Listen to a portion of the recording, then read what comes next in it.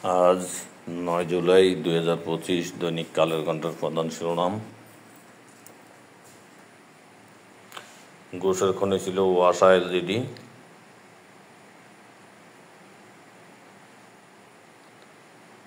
উপকূলীয় জনজীবন রক্ষায় জরুরি উদ্যোগ প্রয়োজন।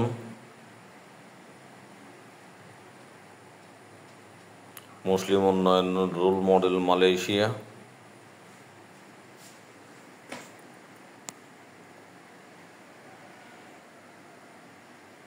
ট্রাম্পের শুল্ক নিয়ে যুক্তরাষ্ট্রে বৈঠক আজ।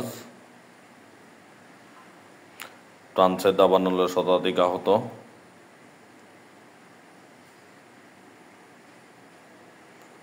দর কষাকষিতে সমাধানে আশাবাদী অর্থ উপদেষ্টা।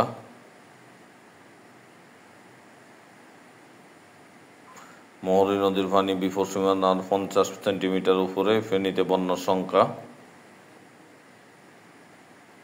ফেনীর 2 উপজেলায় প্রস্তুত 131 আশ্রয়কেন্দ্র, খোলা হয়েছে কন্ট্রোল রুম।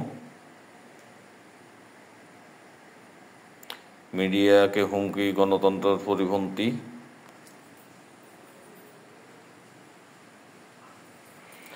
ট্রাম্প শুল্কে রপ্তানিতে খাড়ার গা।